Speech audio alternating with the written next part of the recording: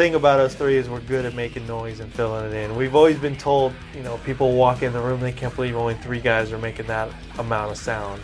Last album, we learned what is only good in the studio and what translates good on stage, and this album has more of a live vibe. What you hear pretty much in the album is pretty close to what you're going to get live, because the preparation leading up to this recording, we analyzed everything. So in the studio it might look like it's easy. That's only from so many times of playing it live. You know how you have to play it to get the sound out.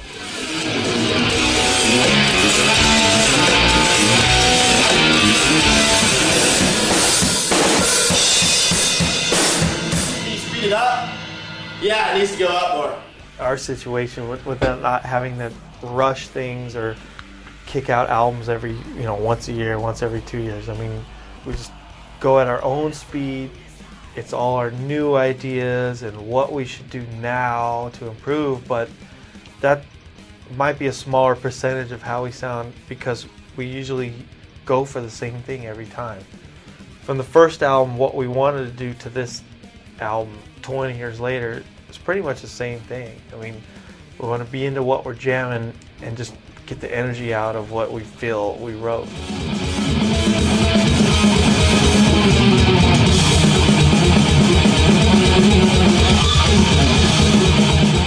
So it's blending technology with the old school honesty. That way people that can really zone in and hear shit going on in the song, they know that it varies and it sounds like a live, honest, human take throughout. You can always do 2 takes or 3 takes, and you don't always have to use that one, the first part of that one take and throw it through the whole thing. You could still mix and match to where it has a little bit of a little variety in it.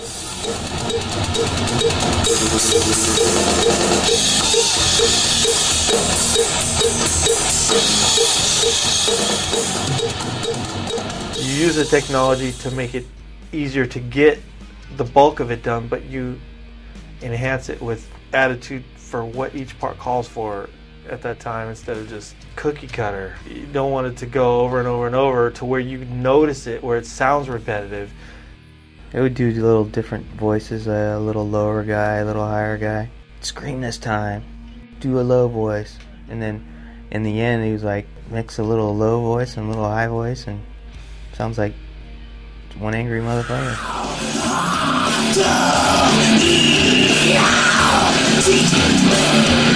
Seek the friend.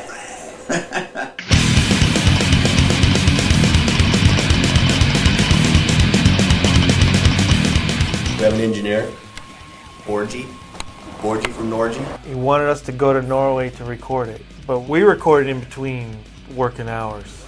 Yeah, we all had 9-to-5 jobs, So he goes, look, at least give me this. I want to be there in the initial setup because what goes in is what comes out. So I want to be there to say, okay, that's recorded the way I would do it. I'm good with it. I'll go home now. You guys finish it up. Because I have worked with Juan before. I've done just bass tracks for other bands' albums there, and his work ethic was killer because he doesn't give up. I mean, he's there getting you on as good as you can get, and when you're ready to just throw it in, he goes, come on, pumps you up to get one more try, man, you got it in you, let's go. All right, one more.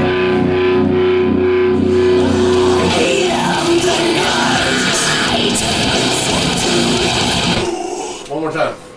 And he was good at capturing our performances, even better than we hoped for. I mean, the guy got the best possible fucking take out of us every time. And it's always good to work with someone like that. If we said, hey, it's all right, he said, no, it's not good enough yet. He would always push it a little bit, but would push us a little bit. He had open ears to some new ideas, and we kind of knew what we wanted, and he knew how to get the tones, Yeah, I like all that other shit. We've had experience, we've done enough albums to where we know what sounds good. So, and he listened good, so it worked as a good combination. Yeah, but he was really into doing our project, and that inspired him to come up with something, if it wasn't something he already established. I don't really want to fucking make it, I don't want to make the double bass part super, because it's got a little feel to it. I just want to scoot over a couple kicks here and there, you know what I mean? It's got a little kind of appeal to it. It's gonna be killer. If I was still drinking, there would be twice as many cups. Rob's been our best friend from the beginning. He lights the fire, man. Here's the oregano for the carne. Yeah, he's been everything from manager to road crew to booking agent. Making sure we get paid. Day one of the first journey to the fucking planet of Greece. Oh man, he's a do-it-all, do-anything guy. He makes a lot of things really convenient for us and pulls it all together. He's the total foundation of it all. It kicks ass, man. He's just got a fucking I'm going for it attitude. Whenever we return to some places, and when we got the red carpet treatment because they remember King Louis. He knows how to treat people. Hey, we're in Chile. Hey, and I mean like I'm in Europe. Each guy has his own little quirks, and he knows how to take care of it. We ruffle his feathers sometimes. He's the guy you definitely want on your side. You wouldn't want on the other side. If he's not there, you know, the first two songs when we're playing live, making sure all my shit's set up tight, you know, because he knows I'm going to hit as hard as I can, so something's going to fall. It'd be rough to play without Rob. he keeps us fired up. He's the guy under the water level that keeps the whole ship floating. And he does it out of friendship, but he also does it because he's a metalhead. You're either metal or you're not. You're either metal or you're not. Bitch. Hell. There's a lot of mozzarella. Fuck off. I'm doing your job. Don't worry. I'm on it. Who the fuck cares? Seattle, bitch. You snooze, you lose.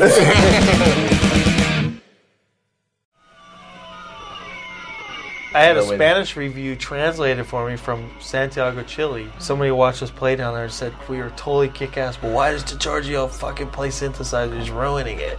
Those kind of kids don't smoke enough weed.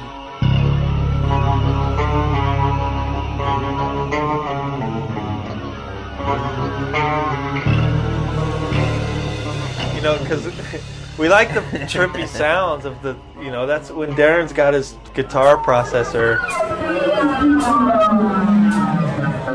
It's just another sound element to fill in the whole landscape of what we're doing. They're not even reliant on it. It'll do a long section right in time in the beat that we're playing. It sounds like another player in there. Peter. Peter. Button pusher. Comes back to the sitar, you know. Comes full circle where it's like the sitar's not really something that is metal, but you want to incorporate it into your music just to make it fun for us to play.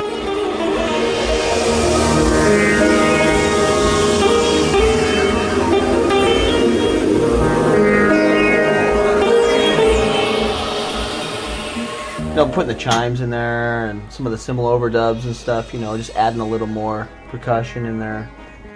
Yeah, once we found ourselves a three-piece, everybody in their own way looked for a way to find a way to fill the sound landscape. It starts from keeping us interested. So we wanted to have Chuck, he had the practice pad next door to us, and he was like, dude, what are you doing over there, man? You need to come over here and party with us. So he'd come over and party with us. He was like, dude, get off, I'll do some vocals. And it was like, killer. And so we brought in Chuck to do a little tune off that. Ended up to be crazy.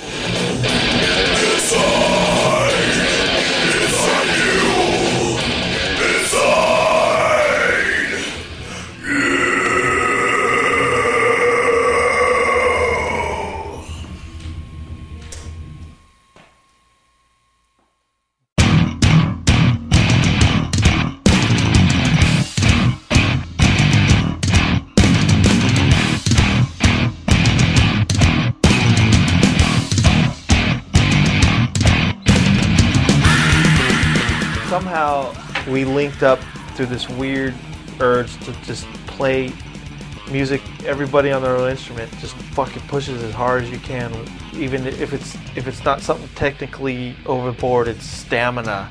But we never wanted to be like anybody else. We always wanted to be different. That was the thing, was to be even faster. We've always played fast together, so it's when we do go into a fast groove or a speed part, you know, we all are on the same track.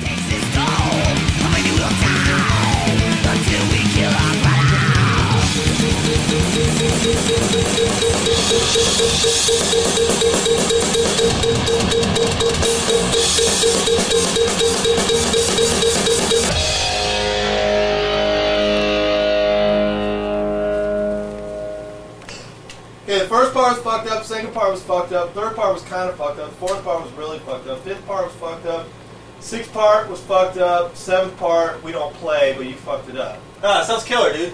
Get that high tone in there a little more like you're doing. All right, come on in.